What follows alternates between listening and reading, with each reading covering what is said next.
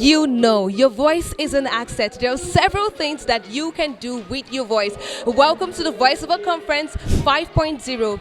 This is the pioneer and biggest voiceover event in zero. What inspired you to even get into the Voiceover Conference?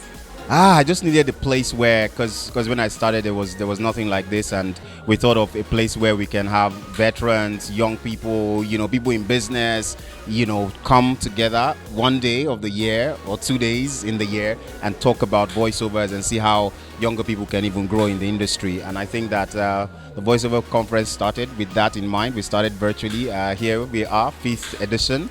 It seems like it's growing. We are doing something. It doesn't seem, it's actually growing. Yeah. But how do you feel though? Yeah, I feel fulfilled. I think I'm doing something. I'm giving myself some accolades here. Big shout out to the team as well. It's not just me. So they say teamwork makes the dream work, right? So we are all doing this together, and it's exciting. Okay, so thankfully, we're talking about creative economy now. And it simply means that the horizon is widening up, and it's most of the things that I've seen in the past are voices of Oyinbo people trying to fake African accents, and in doing one thing, every sound designer or someone who has grown in the industry, what is that one thing you think every sound designer, music producers should know or have or should do? Have the listener at the back of your mind, not just your preference.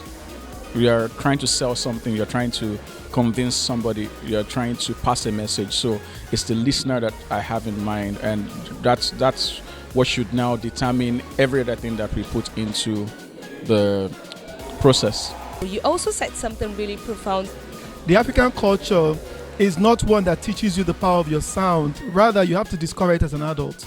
I mean, you're told not to speak back to your parents, not to shout, be quiet, right? So for many adults, the journey to coming into this industry, it's about learning to get in touch with your soul, learning to get in touch with your feelings, expanding the range of what it feels to be human, experiencing all the range of human emotions. There are some people's voices that came out of a place of deep pain. They felt something broken and real, and suddenly they discovered that they could shout, and in that place they discovered what it would sound like, and they carried that into the experience. So if you don't pursue adventure, you will not experience the emotions, and if you don't experience the emotions, you will not convey those emotions. So I really think that voiceover artists, like many other artists, almost like a prophetic experience. You literally carry the humans into a future that they haven't felt. You make them feel something that they may not have experienced as though they have. Right, so you must really, really understand the power of what you represent. And like I said to a few friends, if people are learning Japanese, the takeaway for you from that particular panel session? Well, the panelists actually, I learned from them. And it was interesting to hear Folusom's tell that, hey, I don't have to do every single voiceover that comes my way. I can simply just say, no, that's not kind of my thing. But the one thing that I really I'm taking home from what she said was, it's not bad to push it on, to let somebody else do it, to give somebody else that opportunity. And I think that that's a big deal, because it's a very selfish world we live in. So some people always want to hoard whatever it is they have. But with that, I'm like, make it a selfless world. Apart from that, I also learned from Stephanie and how she always looks for a solution between her and a client. And Mr. Wale also gave us some insight as to how clients think. The truth is, most times they prefer a pushover. But how far can you be pushed over? So it was a very interesting session, if you ask. Share with me where it is, where you have to draw the line between yourself and your client. Just to let them know these are the terms and conditions. How important is that? I think it's really important to decentralize yourself when it comes to work. It's not about you, it's about your craft and the project or the task you've been given. So I think if we learn how to orientate our mindsets to make sure that we are focusing on the outcome, it becomes a lot easier to communicate with the client. Because if the client wants the best outcome and you want the best outcome, then you're both aligned, you're in the same direction.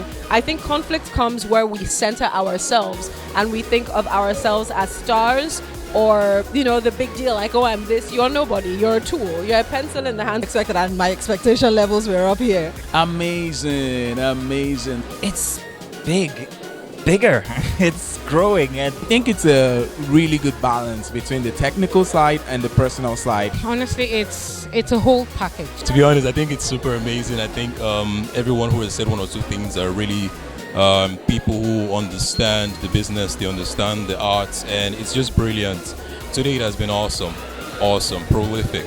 It's been great with the People will always call you, and even if it's the small businesses that call you, they will put respect on your name, and they would understand the value that you bring to the table. Because if not, then everyone can talk, but then why are you a voiceover artist? What makes you stand out? What makes you different? Do you have the audacity to break bounds? Right. So when we were putting it together, the idea was that we wanted it to be something that was bigger than what it had before, right? It had been rather before.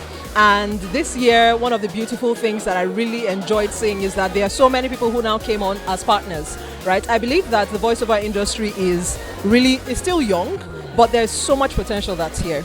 And more brands coming to partner with platforms like the Voiceover Conference is actually going to help their brands grow. Like, this is actually like almost an untapped audience, right? So I think this is something that more people should actually come on board for. There should be more voiceover artists, there should be more partners. Let's actually blow this thing up.